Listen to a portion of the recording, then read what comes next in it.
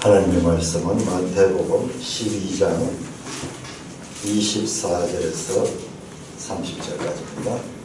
마태복음 12장 24절.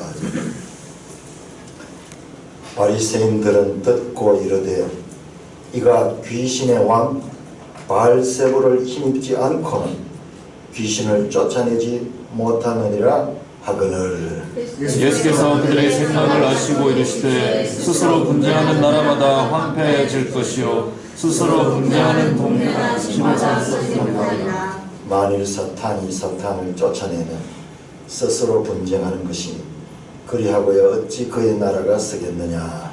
또 내가 바알세불을 힘입어 귀신을 쫓아내면 너희 아들들은 누구를 힘입어 쫓아내느냐. 그러므로 그들이 너희의 재판관이 되리라. 그러나 내가 하나님의 성령을 힘입어 귀신을 쫓아내는 것이라면 하나님 나라가 이미 너희에게 임하였느니라. 사람이 먼저 강한 자를 결박하지 않고서야 어떻게 그 강한 자의 집에 들어가 그 세간을 강탈하겠느냐. 결박한 후에야 그 집을 강탈하리라. 시작. 나와 함께 앉지 않는 자는 나를 반대하는 자요 나와 함께 모으지 아니하는 자는 해치는 자라.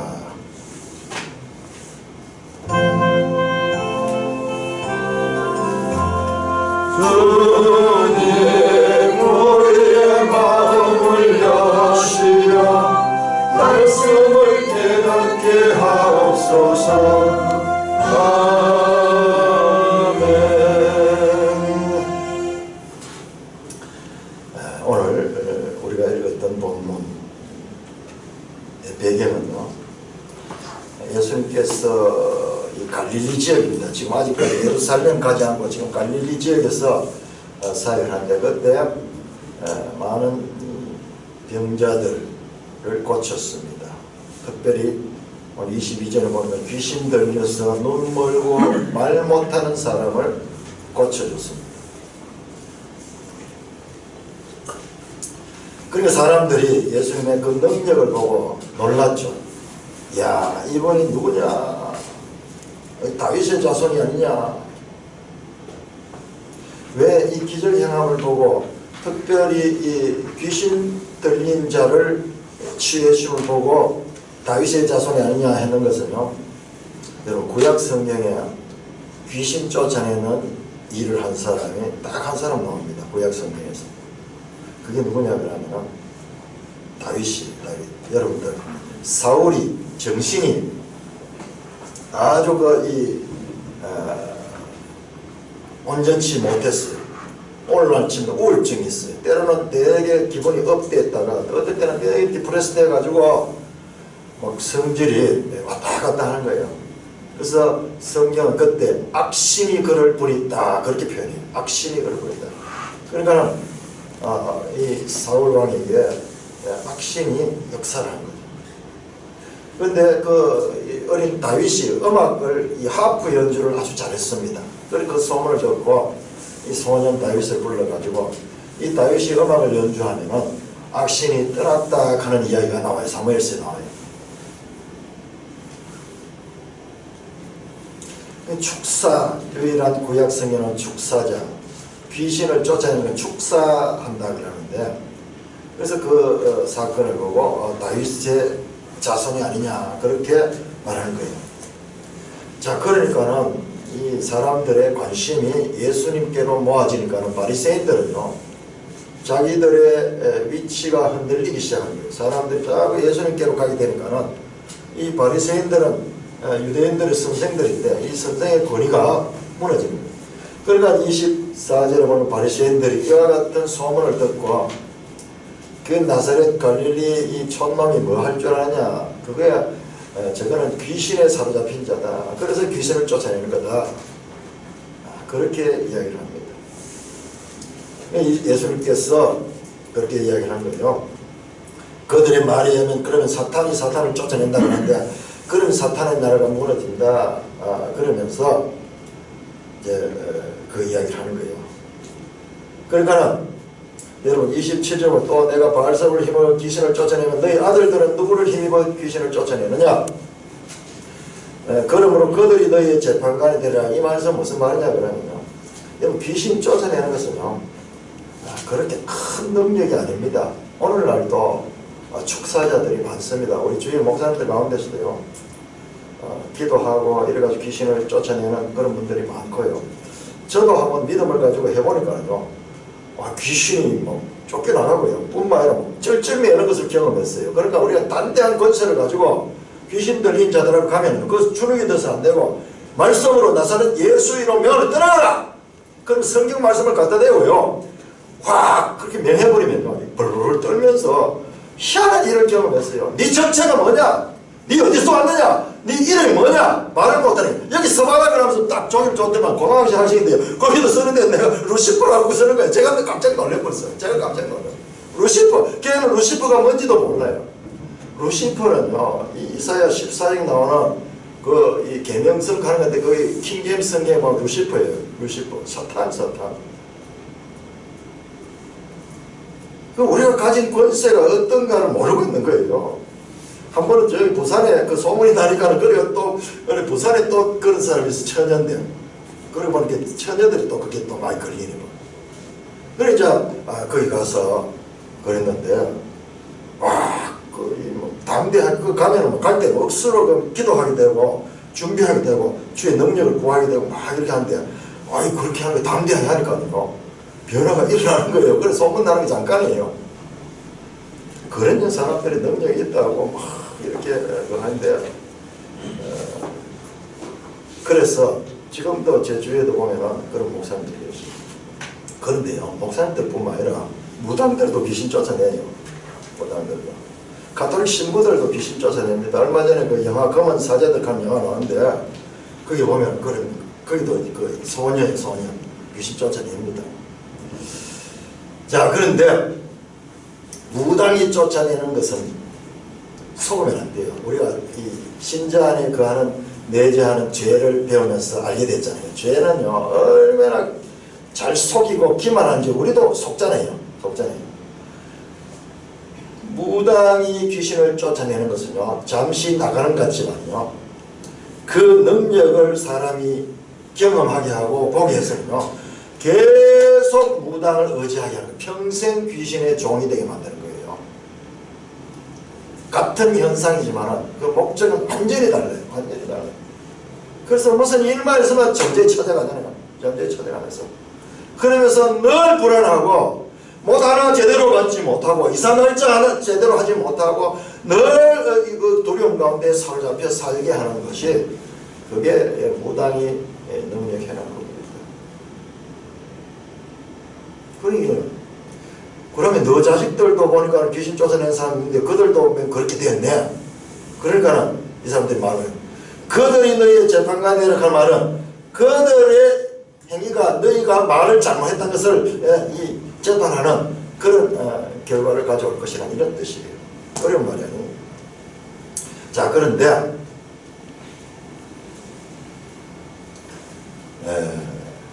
28절 오늘 중요한 말씀은 그러나 내가 하나님의 성령을 힘입어 귀신을 쫓아냈다. 예수님은 그들이 말하듯이 바알세불 귀신의 왕 바알세불을 힘입어 귀신을 쫓아낸 것이 아니라 하나님의 성령을 힘입어 귀신을 쫓아냈다고 말씀합니다. 여러분 지금 마태복음을 읽으면서 성령에 대한 가르침이 점진적으로 발전하고 있다는 걸 여러분 눈치채고 계신가요? 마태복음 7장 산상수훈 마지막에 가면 예수님께서 구하라 찾으라 문을 두드리라 그리하면은 악한 너희 인생들도 자기 자녀에게는 좋은 것을 줄 줄 알거늘 하물며 하늘에 계신 하나님께서 너에게 좋은 것을 주지 않겠느냐? 그 좋은 것이 무엇인가? 그 좋은 것이 누가복음 11장을 보니까는 똑같은 내용인데 그는 하나님 성령을 주시지 않겠는가로 되어 있잖아요.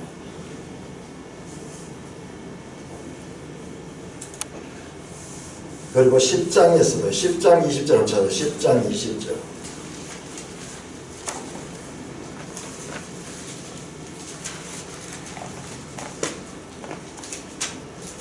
10장 20절 시작 말하는 이는 너희가 아니라 너희 속에서 말씀하는 이 곧 너희 아버지의 성령이더라. 그러면서 조금씩요, 주제는 아니지만 가장 중요한 자리에 성령이 지금 나오는 거예요. 산상수훈 마지막 결론에 그 성령에 대해서 이야기하고, 지금 또 여기에서도 제자들에게 성령이 속에 거하면서 말씀할 것 생각하고, 자, 오늘 본문 그 다음 페이지 한번 읽어보세요. 12장 31절 32절 한번, 31절 32절. 지금 연결이 되는 내용이에요. 31절 32절 같이 읽습니다. 시작. 그러므로 내가 너희에게 이르노니 사람에 대한 모든 죄와 모독은 사심을 얻되 성령을 모독한 것은 사심을 얻지 못하겠고, 또 누구든지 말로 인자를 거역하면 사심을 얻되 누구든지 말로 성령을 거역하면 이 세상과 오는 세상에서도 사심을 얻지 못하리라. 우와, 여러분 보세요.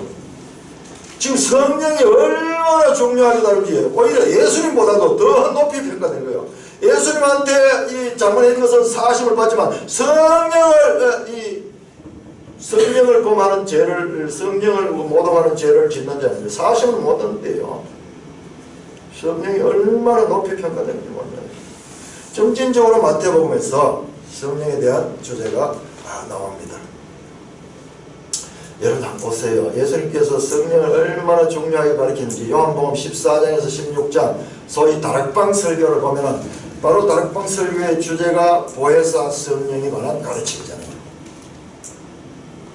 그런데 보혜사 성령에 대한 가르침은 다락방에서 시작된 것이 아니라 이미 예수님 공생에 처음 시작할 때부터 성령에 대해서 얼마나 강조하다가 그때 가서 집중적으로 가르치는 거예요. 그냥 갑자기 뚝딱 나오는 것이 아니고 점진적으로 성령의 놀라우신 그 이 사역, 그리고 성령의 중요성을 가르치다가 최종적으로 성령에 대한 것을 가르친 것이라는 것을 우리는 또한 성경과 성경을 연결해서 보면서 깨닫게 되는 것입니다.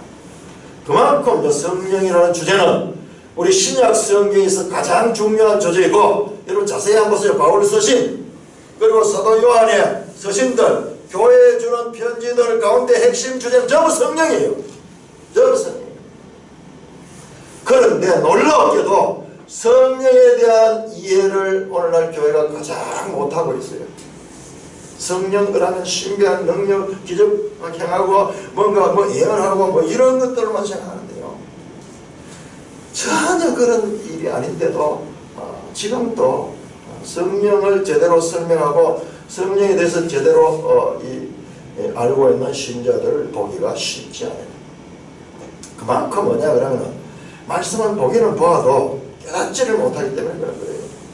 얼마나 강조해서 지금 성령을 가르치고 있는데도 불구하고 전혀 다른 체험적이고 주위의 사람들이 많이 따라가고 이 주위의 사람들의 영향을 받지 말씀의 영향을 거의 안 받고 있다는 것입니다. 자, 이때 예수님께서요 28절에 보면은 내가 성령을 힘입어 귀신을 쫓아내는 것이면 하나님 나라가 이미 너에게 임하였다. 하나님 나라가 이미 임했다는 거예요. 이 말씀은요 성경신학적으로 엄청난 의미를 함축하는 말입니다. 29절에 보시면 그러면서 강도 이야기 나요. 사람이 먼저 강한 자를 결박하지 않고서 어떻게 강한 자 집에 들어가 그것을 세간을 강탈하겠냐. 결박하는 그 집을 강탈하냐. 무슨 도둑질하는 이야기가 나와요. 도둑질하는 이야기. 그런데 이 29절 이 강도 이야기는요 28절을 이해하는데 아주 중요한 배경입니다. 마태복음은 그냥 신약 성경 첫 책으로 봐서 안 되고 우리가 구속사적인 관점에서 봐야 된다고 제가 계속 반복해서 말씀을 드립니다. 구약 성경은 오실 메시아에 대한 예언을 담고 있고 그래서 예수님께서도 그걸 인정하셨어요. 자, 요한복음 5장 39절 찾아보십시다. 제가 반복해서 이 말씀을 드리지만요 여러분 이 말씀을 볼 때마다 깨달음을 더 가져야 돼요. 요한복음 5장 39절 5장 39절 함께 읽습니다. 시작. 너희가 성경에서 영생을 얻는 줄 생각하고 성경을 연구하거니와 이 성경이 곧 내게 대하여 증언하는 것이니라. 자, 너희가 누구냐 그러면은 이때 유대인들 유대인들인데, 유대인들은 성경을 연구를 합니다. 성경을 연구를 하는데 뭐냐? 목적이 뭐냐? 영생을 준다고 생각했어요. 성경을 통해서 우리가 성경을 믿고 성경 말씀대로 하면 영생을 얻는다고 생각하면서 성경을 중요하게 생각하고 성경을 그냥 읽은 것도 아니고 연구했습니다. 연구.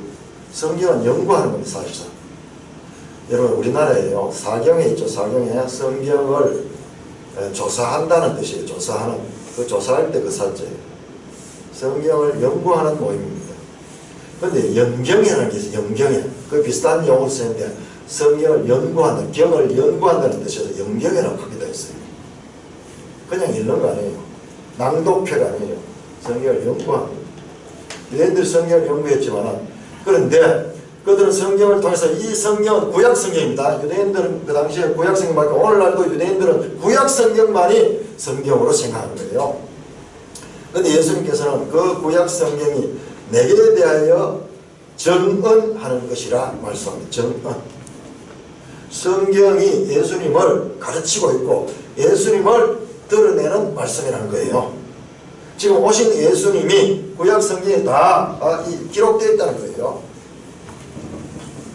그런데 유대인들은요, 성경, 구약 성경에서 예수님을 발견하지는 못하고 구약 성경을 많이 읽고 믿으면은 영생을 얻는다고 생각했는 거예요. 그래서 어려서부터 성경을 많이 읽습니다. 그렇지만 그들은 성경을 읽어서 어떻게, 목적이 뭐냐? 영생을 얻는다고 생각하고 성경을 읽었습니다. 그러나 구약 성경에는 영생이 없어요. 구약 성경에 영생이 없습니다. 우리 봤잖아요. 근데 사람들이 구약 성경에 영생이 있는지 없는지 몰라요. 왜냐? 성경 내용이 너무 혼재되어 있기 때문에 성경이 무엇 말하는지를 모르고 있기 때문에 그런 거예요. 근데 우리가 구약 성경 시대 구분해서 쫙 보면 성경에 이 메시지가 다 나오잖아요. 구약 성경은요, 이스라엘 멸망의 이야기로 끝이 나잖아요. 구약 성경은요, 이스라엘이라도 영생하는 것이 아니라 그 나라가 멸망하는 이야기를 끝이 나고 포로에서 돌아오는 이야기인데요, 그 이후로는 어떻게 됐다는 이야기도 없어요. 그 위대한 아브라함과 다윗의 후손을 통한 메시아는 언제 와서 어떻게 그 나라를 세운다는 말입니까? 구약 성경에 답이 없습니다. 구약 성경에는 단지 가르치기만 합니다. 선지자를 통해 가지고 그 관원 가운데서 앞으로 장차 메시아가 올 것이라는 가르치는 가르침 이정표는 있지만은 목적지는 그게 없습니다. 그런데 유대인들은 지금 성경에서 영생을 얻는 줄 생각하고 있는 거예요. 그래서 성경을 그렇게 하는데, 성경을 보는데 지금 핀트가 맞지 않는 거예요. 자, 구약 성경의 내용이 거기 영생이 어디 있습니까? 오히려 멸망하는 이야기밖에 없는데, 장엄하게 시작된 그 나라 시내산 언약을 맺으면서 200만 대군이 그 안에서 그 엄청난 그 천재지변을 동원한 가운데서 맺어서 시작된 그 이스라엘 나라가 어떻게 됐어요? 바벨론에게 멸망하는 것이 구약 성경의 마지막 이야기 아니에요. 구약의 역사서는 어떻게 그 나라가 망했는가를 생생하게 정언하고 있지 거기에 영생이 없습니다. 단지 그 망하는 가운데 하나님께서 선지자를 통해서 장차 오실 메시아에 대한 예언은 그 안에 주셨습니다. 그래서 구약성경은 미완성이에요. 미완성. 장차 오실 것이다 라는 예언은 있지만은 성취는 없습니다. 멸망밖에 없습니다. 그 뜻을 제대로 알아야지 깨닫는데 뜻을 알지 못하고 그냥 주문암송하듯이 열심만 내면은 될 것 같이, 그 열심도 중요하지만은 그 열심을 통해서 점점점 본질에 접근해야 되는데 이들은 형식주의에 머무르고 있는 한계를 벗어나지 못했습니다. 성경은 예수 그리스도에 대하여 말씀하는 책입니다. 구약은 오실 메시아, 신약은 오신 메시아, 이미 오신 메시아를 증언합니다. 이 말은요, 단순하게 마태복음에서 10번 반복해서 하는 이 모든 일이 된 것은 주께서 선지자로 말씀하신 것, 이사야의 말씀, 구약성경의 말씀, 호세아의 말씀, 이런 것을 이루려 함이라 하는 직접 인용, 직접 구약성경을 인용하는 게 마태복음 10번 나옵니다. 10번. 형식 인용구라 그러는데, 이는 이 모든 일이 된 것은 주께서 선지라고 말씀하신 그 말씀을 이루려 함이라. 이게 10번 나와요. 10번. 직접 인용구에서도 구약 성경이 예수 그리스도를 향하고 있다는 것을 가리키고 있지만 오늘 우리가 읽었던 12장에는 우리 성찬할 때 읽었던 그 12장에는요 예수님이 스스로 이렇게 말합니다. 나는 성전보다 더 크다. 12장 6절 보세요. 성전보다 더 크니. 12장 6절에 보면은 예수님은 자신을 가리켜가지고 성전보다 더 크니라고 말씀하고 12장 42절 보세요. 12장 42절. 12장 42절에는요 요나 이야기를 하다가 나는 요나보다 더 크니다. 요나보다 더 크니. 12장 42절 또 오간절은 솔로몬보다 더 크니 그렇게 나오죠.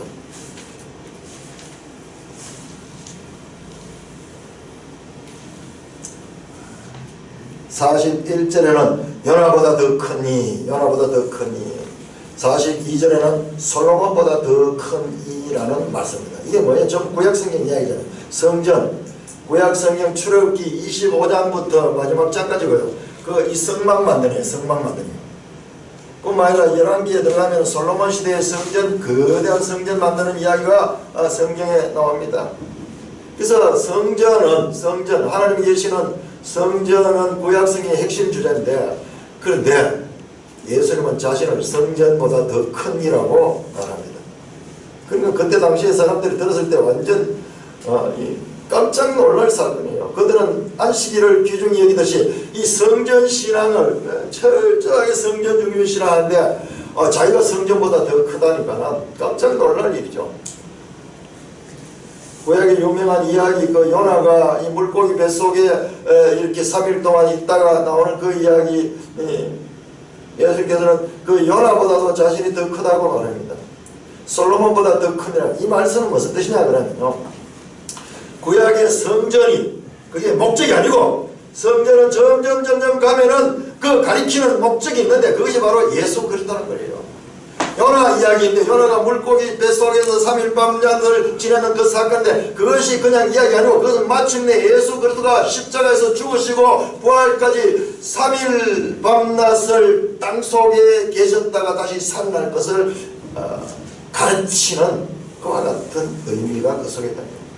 솔로몬보다 더 크니. 솔로몬의 지혜를 들으려고 저 남방 여왕이 그렇게 많은 예물을 가지고 찾아와 가지고 솔로몬에게 나왔는데, 그래 나와서 그 지혜를 들었는데 그 솔로몬의 지혜와는 비교할 수 없는 하늘에 속한 지혜를 예수님께서 선포하시는 분이라는 말이에요. 그래서 성전이나 요나나 솔로몬 이 모든 구약의 이야기들은 궁극적으로 예수 그리스도를 향하고 있다는 말입니다. 여러분들 이것을 제가 비유를 생각해 왔는데요. 자, 경부선 기차가 있습니다. 경부선 기차. 자, 경부선 기차가 이 부산에서 출발해서 서울까지 가려고 그러면은 구미역을 지나고 김천역을 지나고 대전역을 지나고 수원역을 지나서 서울에 도착합니다. 구미, 대전, 수원은요 목적지로 가는 그와 같은 과정이 있는 것이에요. 구미가 목적이 아니고 대전이 목적이 아니고 수원이 목적이 아니고 서울이 목적이듯이 구약성경의 모든 이 내용들은 그 자체가 목적이 아니고 궁극적으로 예수 그리스도를 향하고 있다는 말씀입니다. 이 예수님의 성경 해석법이에요.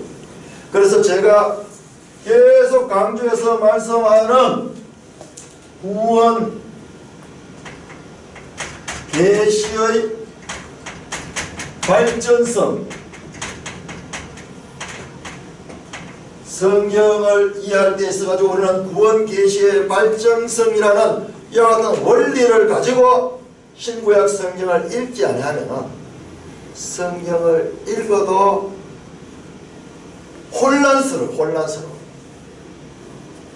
마치 말씀이 귀에 걸면 귀걸이, 코에 걸면 코걸이처럼 말씀이 여기에서 이랬다가 하지 말겠다 여기서 또 하도록 했고, 오늘 이 안식 제사 문제도요. 구약에 그렇게 제사를 중요한데 그 제사보다 긍휼, 자비가 더 원한다 하는 그런 이야기 하잖아요. 그건 뭔 이야기야?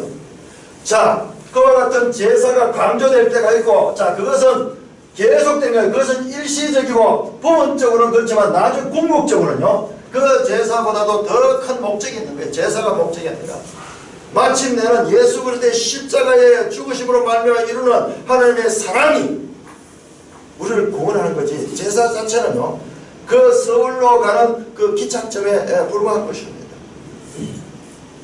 그래서 구약과 신약 성경을 이해할 때 이와 같은 구원 계시, 하나님께서 이 성경은 우리에게 구원의 뜻을 드러내는 책인데, 근데 이 뜻이 그렇게 흑백 논리처럼 또는 사지선다형처럼 그렇게 된 것이 아니고 드라마를 통해서 마침내 저 신약까지 연결되면서 그 뜻이 제대로 드러난다는 그와 같은 뜻입니다. 그래서 항상 우리 성경을 볼 적에는 맥락을 따라서 봐야 돼요. 그래서 우리가 시대 구분했던 거, 저 창조시대부터 족장시대, 모세시대, 사사시대, 그리고 왕정시대, 포로시대로 이어지는 이와 같은 시대의 구분 따라 하나님의 구원 경륜이 조금씩 바뀝니다. 발전적으로 바뀝니다. 그리고 신약에 와서 예수시대가 오면은 완전히 달라지고, 그 다음에 사도시대들은 그 예수님을 그대로 잘 이해를 해가지고 그리고 교회에게 전해주는 내용이에요. 그러니까 시대마다 하나님의 구원 계시가 발전적으로 변한다. 연속되죠. 연속됩니다. 다 연속성을 가지지만은 연속성을 가지면서 또한 차이가 있어요. 차이성이 있어요. 차이성. 이 두 가지를 동시에 생각하면서 성경을 읽어야 됩니다. 자, 그래서 예수님께서 요한복음 5장 39절에서 말씀한 이 성경이 내게 대하여 증언한 것이란 그 말씀이요, 그 말씀이 가진 의미를요 우리 점점 더 깊이 알게 되는 거예요. 이 예수님의 해석이에요. 예수님의 해석. 와, 그 솔로몬 이 사건도, 그 요나 사건도 예를 들어서 그렇지요. 나머지 모든 것들도 다 그렇게 연결되는 거예요. 아까 앞에서는 봤잖아요. 다윗이 막 도망가면서 그 성전에서 배고파가지고 있는데 그 성전의 떡먹은 사건조차도 예수 그리스도를 향하고 있다는 거예요. 그래서 우리가 계속 성경을 공부하면서 요한복음 5장 39절 나오는 예수께서 이 성경이 내게 증언하는 것이라는 그 의미를 계속 더 깊고 넓게 알아가는 것이 우리의 신앙의 성장에도 밀접한 연관을 가지고 있습니다. 오늘은 이 하나님 나라가 이미 너에게 임했다는 말씀을 12장 28절에 나옵니다. 성령을 힘입어 귀신을 쫓아내는 것이면 하나님 나라가 이미 너에게 임했다. 이 말씀은 마태복음에 나오는 하나님 나라에 대한 마태복음의 말씀 중에 가장 중요한 말씀이고 가장 확실한 말씀입니다. 마태복음에는 천국이라는 이야기가 많이 나옵니다. 천국. 하늘나라예요. 하늘나라. 바실레이아 호 우라노스, 하늘나라. 한문으로 하면 천국이 천국. 그러면서 하나님의 나라라는 말도 나오는데 이게 같은 의미. 유대인들에게는 천국이라는 그 의미가 그들에게 아주 익숙합니다. 그래서 하나님 나라가 이미 너에게 임했다. 자, 이미 임한 하나님 나라. 오늘 제가 설교 제목을 시작된 하나님 나라라고 했는데 바로 이 말씀에서 나온 거예요. 자, 이 구원 계시의 발전성, 이거요 신학교 들어가도 몰라요. 저들이 성경을 많이 읽고 하지 않으면 몰라요. 이거 내가 성경을 그러니까 계속 하는데 반복돼서 성경을 먹게 되면은 이제 나중에 제가 이야기한 게 이야 이런 의미구나를 알게 되는 거예요. 그러나 이 기본 원리 없이 알게 되면 성경을 되게 오해하는 경우가 많이 있어요. 이단들이 거의 그런 데서 나와요. 자, 또 한 가지 중요한 것이 시작된 종말이라는 말입니다. 종말 논이라 그러고 논자를 떼버렸어요. 시작된 종말 그런데 이것 또한 성경을 이해하는 데서 아주 중요합니다. 자, 오늘 본문에 이미 하나님 나라가 이미 너에게 임하였느니라 이 말씀. 하나님 나라가 뭔데? 하나님 나라가 우리 죽어가지고 가는 곳이 하나님 나라 아닌가? 지금 그런 뜻이 아니에요. 지금 예수님이 지금 귀신을 쫓아내는 성령이 지금 역사에서 귀신을 쫓아내는 그것이 바로 하나님 나라가 이미 너에게 임하였다는 말씀을 한 겁니다. 여기에서 시작된 종말이라는 성경 신학적인 그와 같은 중요한 정리가 발생하는 직접적인 본문이에요. 시작된 종말이라는 것은 이미 종말은 나중에 오는데 종말이 이미 시작된다는 거예요. 이게 우리가 이해하는데 쉽지 않은데요. 자, 무슨 말이냐 그러면 시작된 종말은 예수님이 오실 때 이미 시작된 예수님의 초림. 그러니까 시작됐다는 말은요, 나중에 완성될 때를 염두에 두고 있는 거예요. 완성. 초림과 재림이 있어. 재림. 자, 초림은 이미 실행됐고 재림은 아직 되지 않았어요. 그래서 이미 그러나 아직이라는 유명한 이와 같은 이 시제가 나오는 것입니다. 저와 여러분들이 존재하고 있는 이 때를요, 성경은 바로 종말의 때라고 말씀합니다.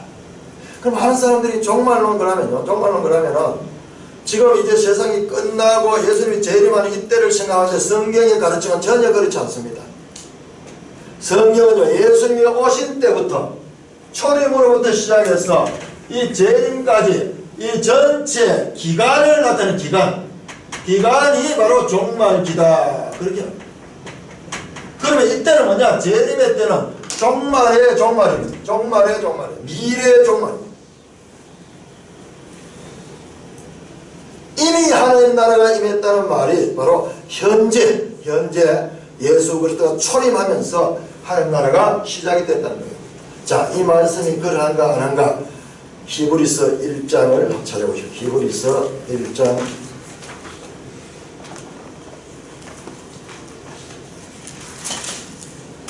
1절 2절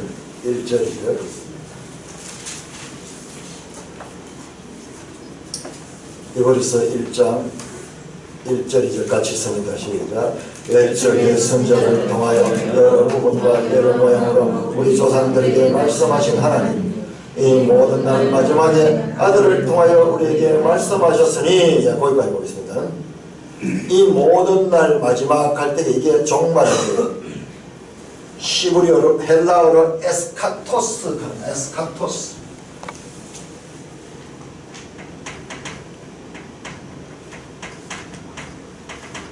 에스카토스라는 말씀인데 여기 숫자가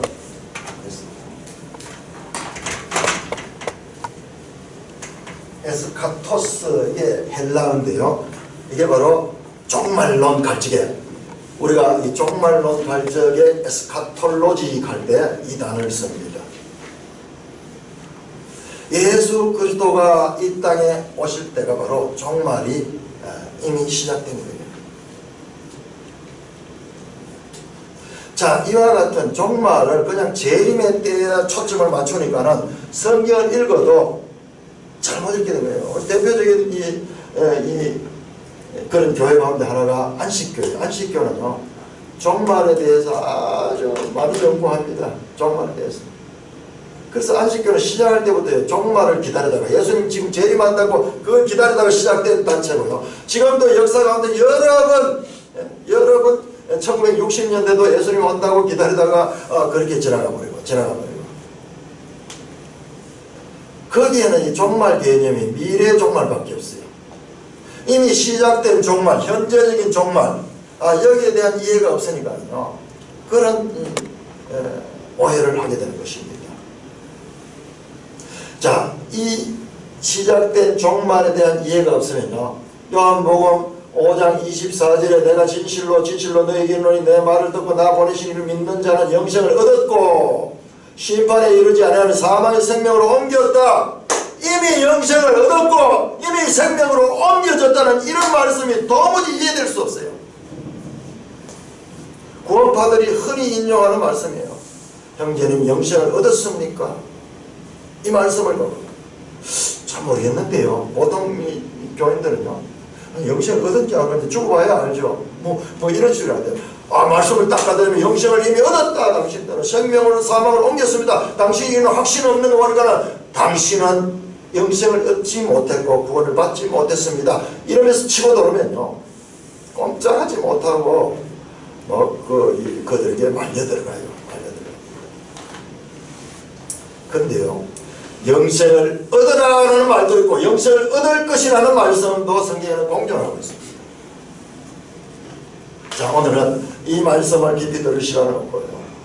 그래서 바로 그와 같은 것이 이미 얻은 영생은 이와 같은 성경의 특별한 그와 같은 시작된 종말에 관한 구조 때문에 이런 말씀이 나온다는 것을 아시기를 바랍니다. 자, 예수님의 초림과 재림 사이의 이 기간, 자, 이 기간이 바로 종말기다 그렇게 말씀하십니다. 한 점을 가리키는 게 아니고 기간입니다. 기간. 자, 기간을 가리킨 것을 우리가 이해하지 못하고 한 점을 가리키니까는 요 초림의 때 또는 재림의 때 여기만 맞추다 보니까는 지금 생각이 예수님의 가르침과 그들의 기대가 차이가 나는 거예요. 예수님은 기간을 기간을 말하는데 이 기간이 무슨 기간이냐? 이 기간이 은혜의 때입니다. 은혜의 때라고 말씀합니다. 하나님의 은혜가 지배하는 때다. 또 이 기간은 성령의 때입니다. 성령의 때. 그리고 이 기간은요, 바로 교회 시대입니다. 교회 시대. 하나님의 구원 계시의 발전선 가운데 예수님의 초림과 예수님의 재림까지를 하나님의 믿는 자에게 누구든지 구원을 베풀어 주시는 하나님의 은혜에 참여할 수 있는 것과 같은 은혜의 때라고 말하고, 또한 이때는 성령이 주권적으로 역사하시기 때문에 지금 마태복음에서 성령을 강조하는 것도 앞으로 이와 같은 포석을 지금 깔고 있는 거예요. 그리고 교회는 어떻게 생깁니까? 성령이 임함으로 해서 사도행전 2장에 성령이 임함으로 해서 교회가 탄생했잖아요. 그래, 이 모든 것들은 서로 유기적인 연관관계를 갖는 거예요. 성령 없는 교회가 없고 교회 없는 성령의 역사가 없습니다. 그리고 하나님의 은혜가 없는 이와 같은 이 성령의 시대가 없는 거예요. 누구든지 믿기만 하면은, 또는 성령께서 우리에게 은혜를 베푸셔서 성령이 우리에게 믿음을 주심으로 우리가 믿게 되는 거예요. 그 성령론은요, 우리 신약시대, 교회시대의 가장 중요한 이해인데 여기에 대한 이해가 제대로 쓰지 못하니까는 온갖 이단들이 교회에 들어와서 자리를 잡고 있습니다. 자, 다시 12장 28절 29절.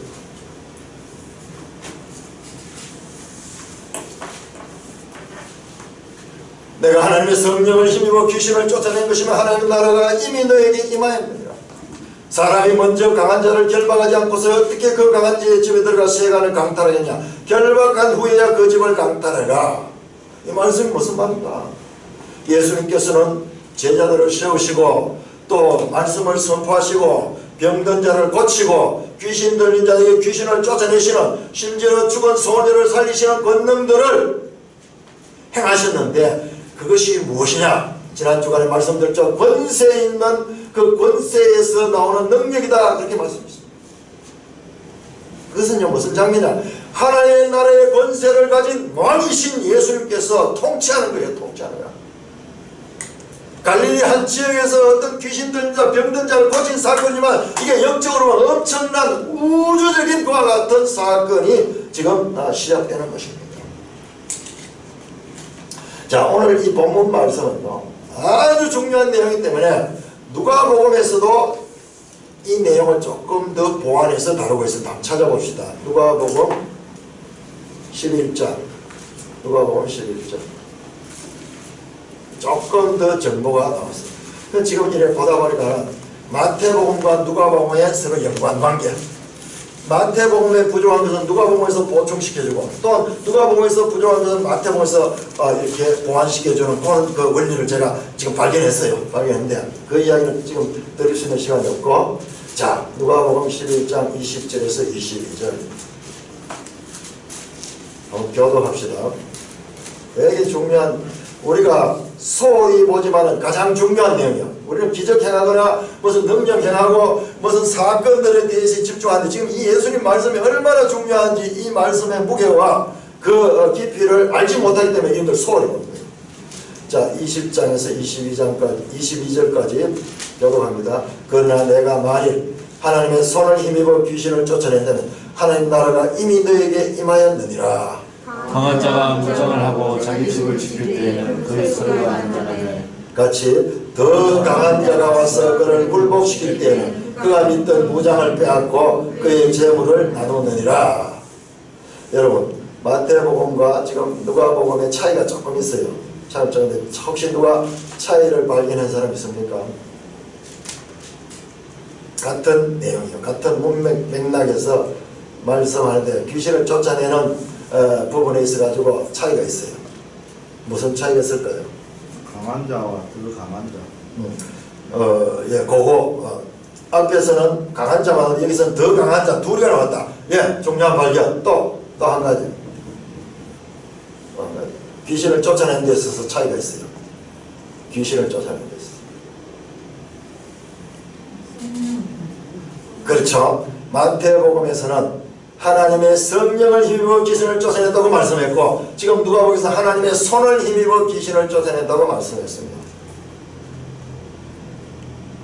자, 앞에서 말씀 누가복음 7장에서 이 좋은 것을 주시지 않겠느냐, 하물며 너희 하늘의 아버지께서 좋은 것을 주시니 그 좋은 것을 마태복음에서는 그냥 좋은 것이라 되어 있고 누가복음에서는 성령을 주시지 않겠느냐고 되어 있죠. 그 말씀 드렸잖아요. 그래, 이 두 개가 보완해보면요, 그 뜻이 명확하게 드러납니다. 자, 우리 wen제님 말씀했듯이 여기에는 마태복음에서 없는 강한 자와 더 강한 자가 있습니다. 그런데 여기에 지금 물건을 도둑맞는 사람도 보통 사람이 강한 자예요. 그런데 그가 가지고 있는 집의 것을 빼앗아가는 자는 더 강한 자예요. 더 강한 슈퍼파워예요. 자, 여기에는 나오지 않지만 본문에서는 눈을 씻고 봐도 나오지 않지만 여기에 강한 자는요, 강한 자는 그냥 가만히 있다가 뺏기는 자가 아니라 이 강한 자가요, 과거에 다른 사람들 그 것을 빼앗아가지고 자기 집을 가득 채우는 그놈이에요. 이 강한 자가. 그러니까 그냥 약한 자 아니에요. 이 자가 엄청난 자예요. 지금 지가 많은 소유를 가지고 있지만은 그는요, 과거에 누구의 것을 훔쳐와가지고 자기 집을 채우고 있습니다. 그래서 더 강한 자 와서 그것을 빼앗아가지고 지금 원위치시키는 거예요. 자, 이 자는 누구냐? 알고 보면 절도며 강도입니다. 요한복음 10장 1절에 예수님께서 이렇게 말합니다. 내가 진실로 진실로 너희에게 이르노니 문을 통하여 양의 우리에 들어가지 아니하고 다른 데로 넘어가는 자는 절도며 강도며, 10장 8절에서도 나보다 먼저 온 자는 다 절도요 강도니 양들이 듣지 아니한다, 그렇게 말씀하세요. 여기는 그냥 이 강한 자, 물건을 지금 도둑맞고 있는 이 강한 자는 우리의 동정의 눈으로 볼 자가 아니에요. 이 자가 절도요 강도였어요. 이 강도가 모든 것을 훔쳐가 자기 집을 가득 채웠는데 더 강한 자가 와서 그것을 지금 빼앗아가는 거예요.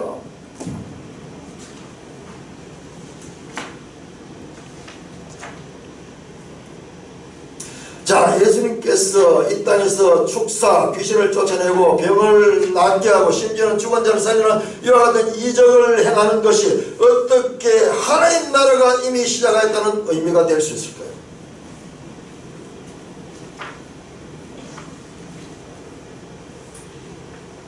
이와 같은 해석은 지나친 과잉 해석이 아닐까요?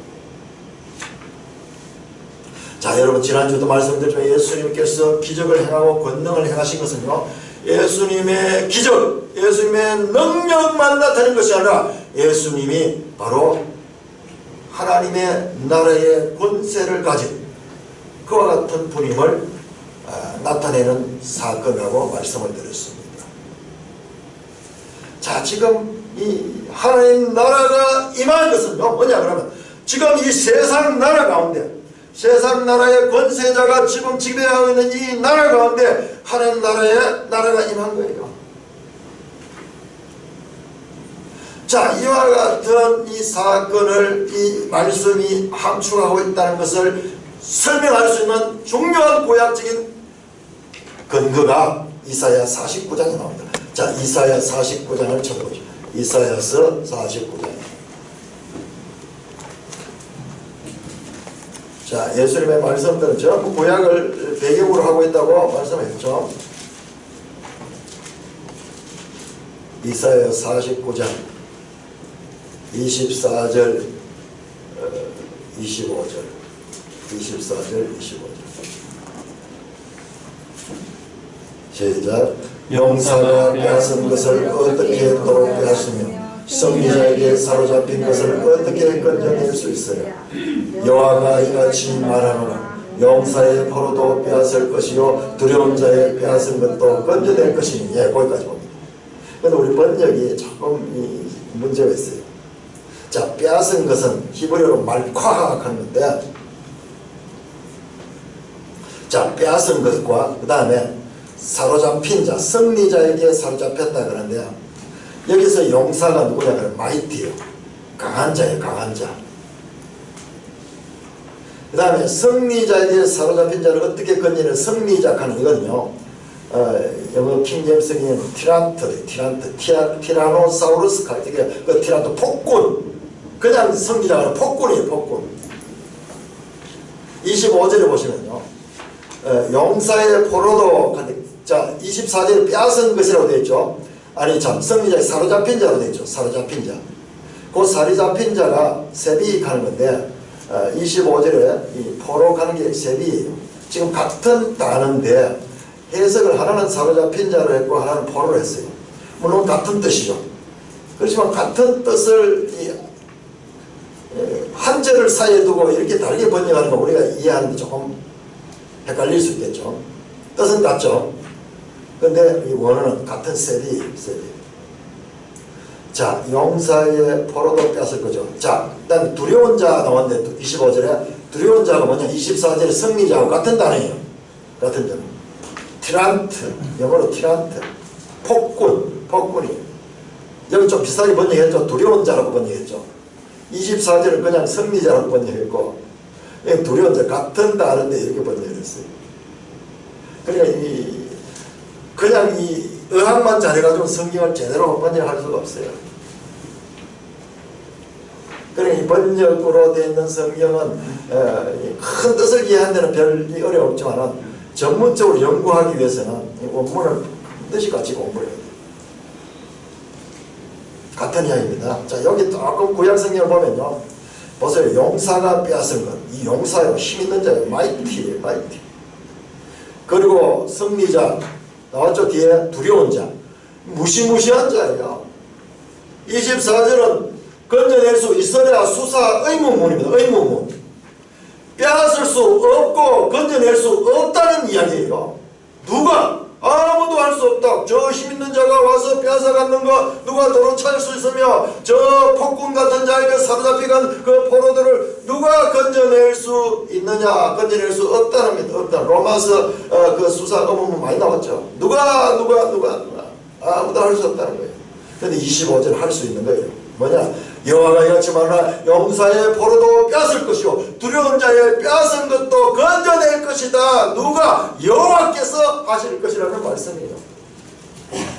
24절은 사람으로서는 아무도 할 수 없다는 것을 드러내는 그 같은 절망적인 표현이고, 25절은 그럼에도 불구하고 여호와께서는 하실 수 있다는, 사람으로는 할 수 없으되 하나님은 할 수 있다는 신약성경의 핵심 주제, 그 주제가 지금 여기에서 나온 거예요.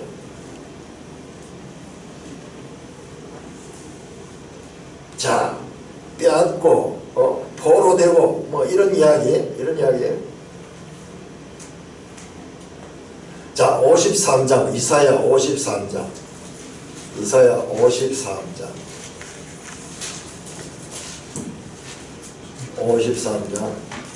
12절 이사야 53장 12절 시작. 그러므로 내가 그에게 존귀한 자와 함께 몫을 받게 하며 강한 자와 함께 탈취한 것을 나누게 하리니. 예, 거기까지 보겠습니다. 자, 탈취한 것, 그 다음에 무슨 목. 지금 이 이야기는, 지금 이런 이야기들이 예수님 말씀에 다 배경이 되는 거예요. 예수님께서 이 강한 자에게 그것을 빼앗아 오는 그 이야기, 그 배경이 다 되는 거예요. 강타령, 탈취한 것을 다시 빼앗아 와서 다시 나누는 이야기입니다. 자, 두 가지가 나왔습니다. 하나는 포로로 잡혀간 자고 하나는 재물을 빼앗긴 거예요. 하나는 전리품이고 하나는 포로된 것입니다. 전쟁을 하면 전쟁의 승리자는 전리품을 가지고 가면서 그렇게 승리의 계획을 올리지 않습니까? 전쟁 왜 합니까? 전리품을 얻기 위해서 하는 목적이 있잖아요. 그래서 빼앗은 것은 전리품이고 그 다음에 사로잡힌 것은 이 포로된 사람들입니다. 여러분, 전리품 이야기와 포로 이야기가 바로 이스라엘 역사의 마지막 이야기지 않습니까? 열왕기상 25장을 한번 펴보십시오. 열왕기하 25장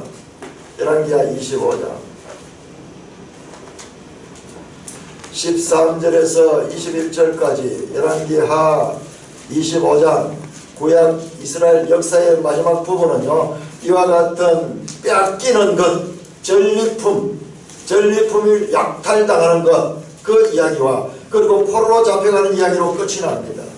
자, 25장 13절 보십시오. 갈대아 사람이 또 여호와의 성전 두 놋기둥과 받침들과 여호와의 성전의 놋바다를 깨뜨려 그 놋을 어들로 바벨론으로 가져가고 전리품을 가져가는 거예요. 14절 끝에도 다 가져갔으며 15절 끝에도 모두 가져갔으며 16절 중간 부분에 바다와 받침들을 가져갔는데 17절 그 한 기둥의 높이가 18굽이시오 그 꼭대기가 놋머리가 있어 높이가 세규빗이요 그 머리에 둘린 그물 가슴이요 다 놋이라 다른 기둥과 장식들도 그물도 이와 같았더라. 뭐냐? 전부 다 전리품 가져가는 이야기예요. 바벨론 군대가요 이스라엘의 보물들을 다 가져가고 성전에 이 보물들을 다 약탈해 가는 바로 전리품을 가져가는 장면입니다. 자, 18절부터 보세요. 18절부터 시위대장 대제사장 스라야와 부제장 스바냐와 성전 문지기 세 사람을 사로잡고 19절에 또 사람을 사로잡았으니 20절에 그들을 사로잡아 21절에 유다가 사로잡혀 본토에서 떠났더라. 포로로 잡혀가는 이야기, 전리품으로 빼앗기는 이야기, 이게 이스라엘 역사의 마지막 결론적 이야기입니다. 예수님이 말씀하는 이와 같은 전리품과 포로 이야기는 이와 같은 구약적인 배경을 가지고 있는 것입니다. 포로기는 이스라엘 역사의 종말기의 현상 아닙니까? 1차적으로 우리에게 떠오르는 것은 이스라엘 나라가 국권을 남의 나라에 빼앗기고 바벨론의 그 국권을 빼앗기고 예루살렘 성전은 파괴되고 백성들은 이방에 따라 포로로 잡혀간 일을 우리는 이 말씀을 통해서 기억해야 됩니다. 지금 방금 이야기, 이걸 예수님께서 찾아오시겠다는 그 말씀으로 생각됩니다. 그렇다면 예수님 오셔서 그 포로들을 돌아오게 하시고 그 빼앗긴 전리품을 찾아오셨습니까? 그렇지 않아요. 그렇지 않아요. 아무것도 아니에요. 이스라엘 사람들은요, 이 생각을 해도 예수님이 오면은, 이 메시아가 오면은 이와 같은 이스라엘 역사의 수치스러운 그와 같은 역사의 종지부를 찍고 그 당시에 로마처럼 세계를 지배하는 다윗 같은 영웅이 와가지고 위대한 나라를 만들어줄 것에 대한 기대로 부풀어 있습니다. 늘 오매불망 남의 나라에 계속되는 지배를 당하면서도 그들의 마음속에는요 계속 메시아만 오면 된다, 메시아만 온다, 메시아만 된다. 그래서 어려우면 어려울수록 점점점 더 메시아에 대한 소망을 가지고 있습니다. 그런데 예수님 오셔서 그 일을 하셨습니까?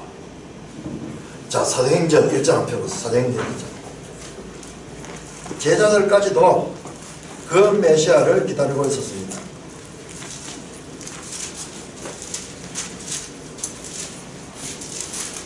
사도행전 1장 6절이 바로 그와 같은 배경입니다. 사도행전 1장 6절 말씀. 시작. 그들이 모였을 때 예수께 여쭈었는데 주께서 이스라엘 나라를 회복하심이 이때니까. 마지막까지 이제 떨치고 일어나셔서 저 로마 군대를 탁 물리치고 이스라엘을 그 영광스러운 다윗 시대처럼 그렇게 세우실 그 때가 이때입니까? 그렇게 제자들까지 묻는 거예요. 그런데 예수님은 전혀 그런 일을 하지 않았어요. 자, 그렇다면 예수님이 하시는 사역의 본질은 무엇입니까? 자, 12장 26절 마태복음 12장 26절 봅시다. 12장 26절.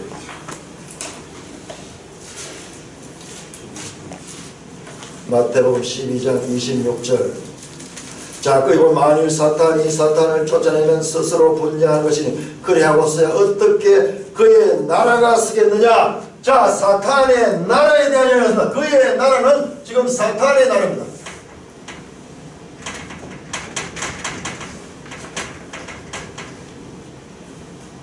그리고 28절에 내가 성령을 힘입어 일을 할 것이면 하나님의 나라가 왔다. 하나님의 나라가 이미 왔느냐? 하나님의 나라.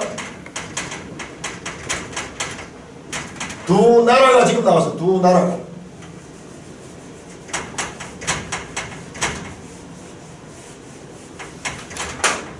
하나는 사탄이 지배하는 나라고 하나는 예수님이 가지고 온 하나님의 나라입니다.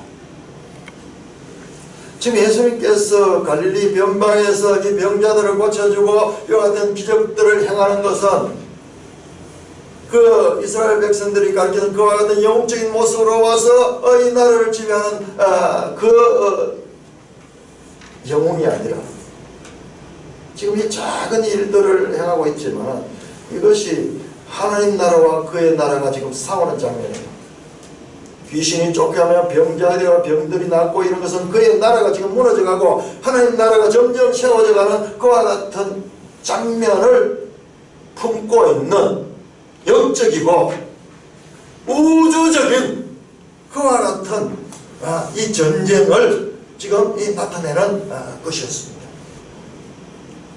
이는 이스라엘 역사에서 나오는 그와 같은 국제적인 국가와 국가 간의 전쟁의 차원이 아니라 우리는 구약의 범위가 훨씬 크고 구약이 막 이렇게 크다고 이렇게 생각하는데 그것이 아니라 그것은 아주 부분이고 지금 예수님이 하는 사역은 이 우주적이고 영적인 그와 같은 전쟁을 치르고 있는 것이라는 말입니다.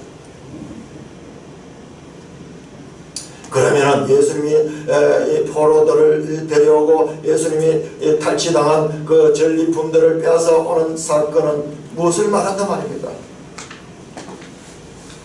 예수님의 사역이 주는 그 포로들을 구해주고 그리고 탈취당한 물건들을 다시 찾아오는 것은 창세기 3장에 나오는 그 사건입니다. 포로됨과 강도 맞는 것은 인간이 죄로 말미암아 탈취당한 세상 나라의 권세와 그 기업인 하나님이 창조하시고 사람에게 통치하도록 권세를 준 그 원래 그 나라였습니다.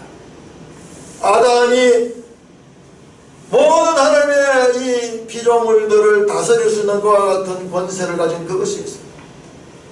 근데 그것이 지금 빼앗긴 거예요.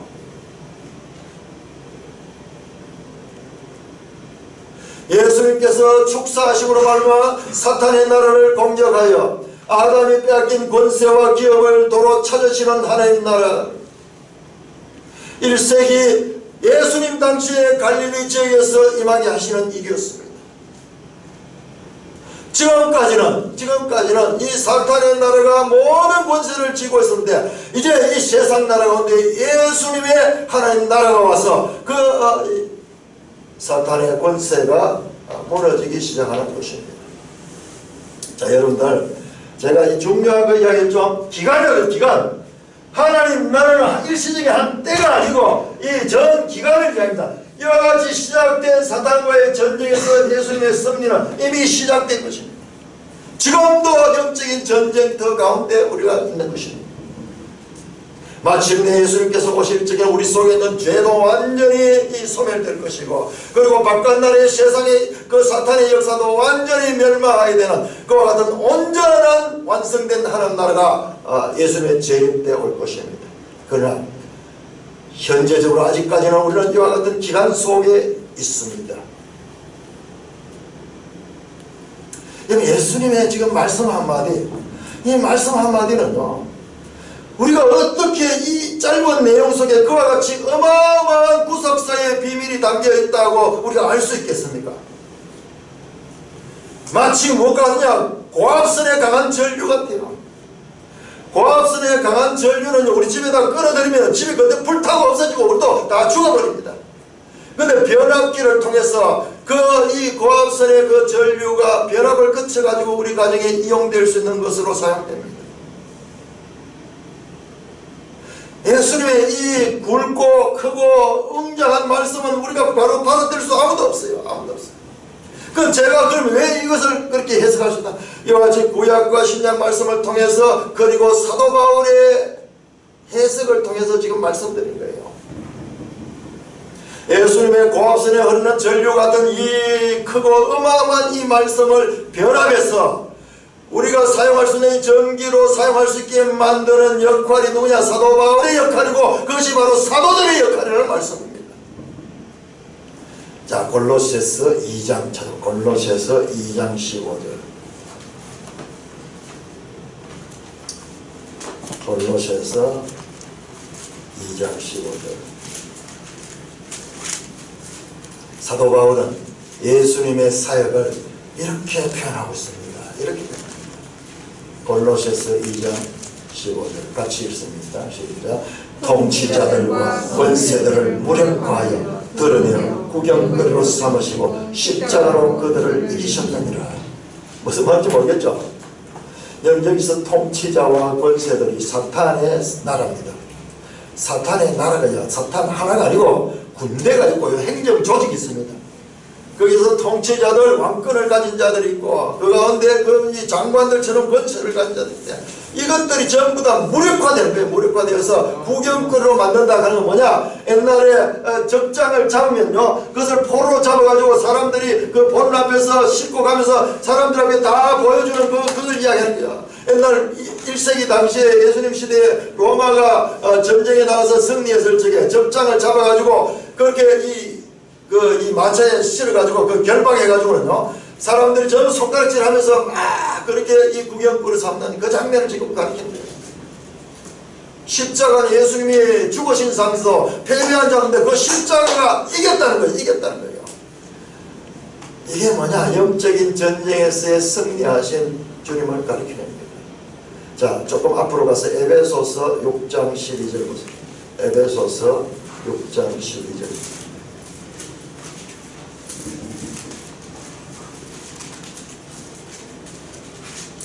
에베소서 6장 12절 시작. 우리의 실험은 혈과 육을 상대하는 것이 아니요 통치자들과 권세들과 이 어둠의 세상 주관자들과 하늘에 있는 악의 영들을 상대하니라. 예수님께서 그 이기신 싸움을요, 우리 교회도 지금 우리도 싸우는 자들이에요. 혈과 육을 상대하는, 눈에 보이는 그 국가나 그 사람이 아니라 통치자들과 권세들과 이 어둠 세상의 주관자들, 하늘에 있는 악의 영들과의 영적인 전쟁에 우리가 지금 이 보냄을 받은 자들. 비록 보이지 않고, 비록 사람들은 인정하지도 못하고 이해하지도 못하지만 우리의 전쟁은 이게 세상의 그 국가와 국가의 전쟁보다 더 큰 거예요. 그래서 신자 안에 내재하는 죄는 지금 이 문제를 지금 다루고 있는 거예요. 이 문제를 다루고 있어요. 오늘 현재 우리에게 구약에 나타나는 그 수많은 전쟁 이야기들은 궁극적으로 오늘 우리에게 일어나는 이와 같은 이 영적 전쟁의 하나의 모형적인, 보이지 않는 이 영적 전쟁을 볼 수 있는 것과 같은 것으로 사용되고 있는 것들입니다. 그게 모형이에요. 우리가 모형이 아니라 우리가 이 실체고, 우리의 싸움이 실체고, 그 전쟁은 모형적인 전쟁이에요.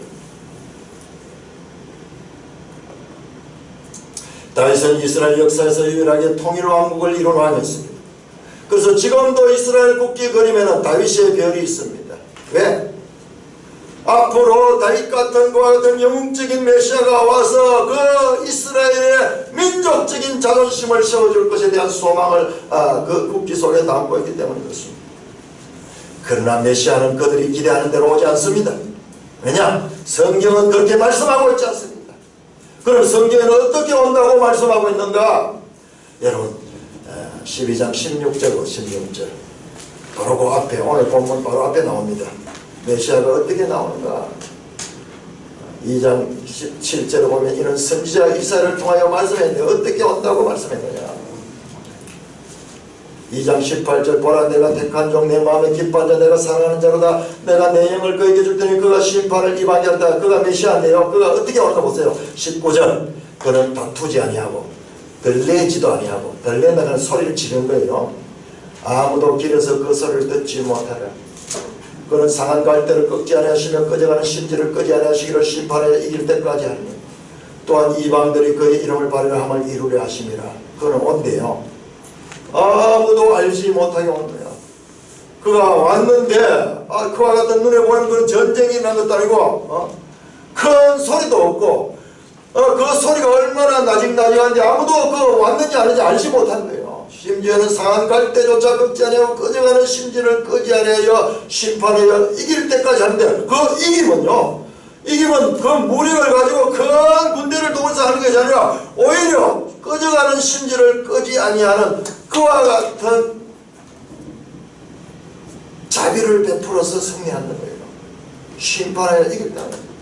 아까 사도 바울은 십자가에서 승리하셨느니라, 십자가에서 이겼느니라 하는 말씀이 바로 이거든요. 아무 저항하지 못하고 십자가에 달려 죽으신 그 죽음 가운데 바로 이와 같은 영적인 승리하심이 그 속에 있다는 것입니다. 이 부분에 대해서는 여러분들 13장을 보시면은 예수님의 씨 뿌린 비유가 있는데 겨자씨 비유와 그리고 누룩 비유가 나옵니다. 하나님 나라가 어떻게 오느냐? 하나님 나라는 작은 겨자씨 하나처럼 가장 작은 것이지만 이것이 나중에 커서 큰 나무를 이룬 것으로 나옵니다. 그리고 누룩 비유에서 나오면 누룩은 보이지 않습니다. 큰 이 밀가루 반죽에 작게 들어가지만 나중에 그 누룩을 전체를 부풀는 것입니다. 형제 자매 여러분, 하나님의 구속사적인 관점은 산돌교회는 작은 교회가 아닙니다. 여러분들 착각하지 마십시오. 만약 우리 교회가 진리가 없다면 참으로 작은 교회예요. 보잘것없는 교회입니다. 그러나 하나님의 생명인 진리가 교회 안에서 여러분들 객기개인 속에서 지금 자라고 있고 성령의 역사가 왕성하게 일어나는 이것은 참으로 하나님 보시기에 큰 교회예요. 그러나 아무리 많은 사람이 모이고 좋은 프로그램과 큰 예배당을 가지고 있더라도 박사학위를 여러 개 가져오고 그와 같은 세상적인 권력을 가지고 있더라도 그 안에 하나님의 진리의 생명이 흐르지 않고 그냥 세상적인 크기만 가지고 세상적인 목표를 향하여 가고 있다면 그것은 참으로 가련하고 작은, 하나님 보시기에 작은 교회예요.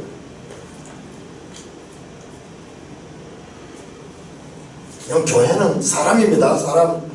저는 말씀드렸잖아요. 우리가 기도하는데 우리는 빠지고 있는 기도하면 적각 답 나올 줄 알았는데 그렇지 않습니다. 기간입니다. 기간. 그 기간을 주신 건요, 우리로 인내하려고, 우리로 더욱더 하나님 앞에 나아가게 하고 하나님을 깊이 알게 하는 은혜의 시간이에요. 여러분들 문제 해결해 보세요. 다 예수님 떠나버리지.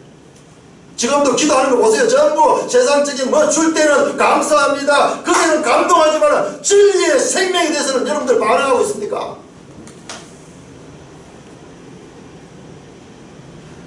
마태복음 13장 찾아 13장 35절.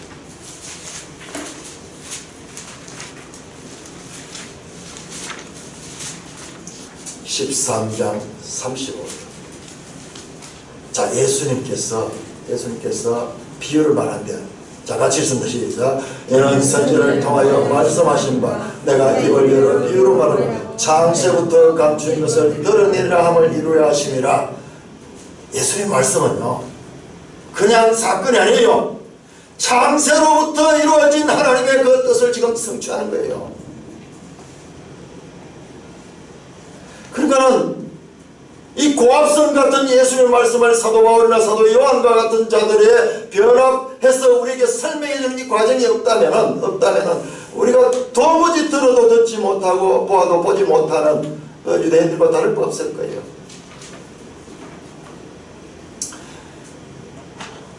사랑하는 형제 자매로 말씀을 정리합니다. 자, 히브리서 2장 다시 한번 찾아보세요. 아까 전에 우리 찾아봤는데 히브리서 2장. 히브리서 1장 1절. 아까 전에는 2절을 주의해서 봤는데 이거는 1절입니다. 1절. 시작. 애초에 선자를 통하여 여러 부분과 여러 모양으로 우리의 조상들에게 말씀하신 하나님이 이 모든 날 마지막에는 아들을 통하여 우리에게 말씀하셨다. 지금 이 아들의 말씀이 마태복음에 지금 나오고 있잖아요. 구약은 어떻게 선지자를 통해서 여러 부분과 여러 모양으로 그 조상들에게 부분적으로 이렇게 계시된 것이에요. 이 종말의 때 예수님 와서 그 아들이 통하여서 이 모든 부분적인 것을 지금 시합해서 바르게 지금 하나님의 뜻을 선포하는 것입니다.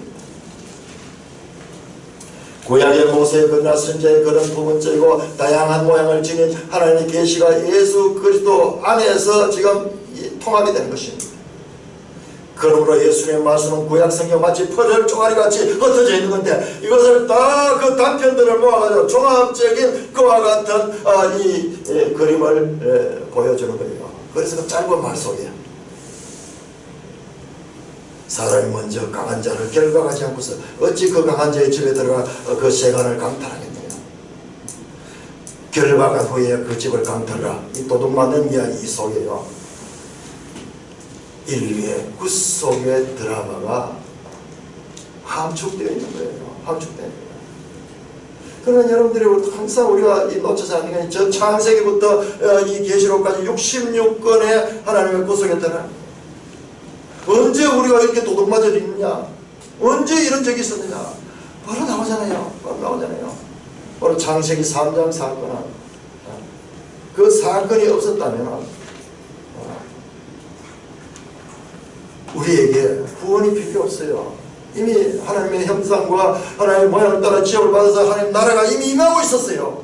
그런데 그 나라의 모든 세간사를 다 도둑맞고 그 왕권조차도 사탄에게 탈취된 것, 그것을 지금 오셔서 포로에서 구원해 주시고 그 빼앗긴 탈취물들을 회복해 주시는 것이 바로 예수님의 이 말씀 속에 담겨 있습니다.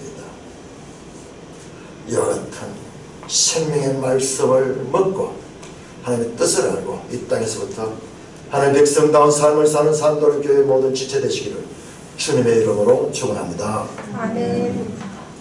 하나님 아버지 하늘을 감사합니다. 아버지 하나님 66권의 말씀들이 이렇게 하나님의 뜻을 발전적으로 계시해 주는 것을 다시 한번 깨달으며 하나님의 지혜에 참으로 찬양과 감탄을 돌리지 아니할 수 없습니다. 예수님 이름으로 감사하며 기도 올리옵나이다. 아멘.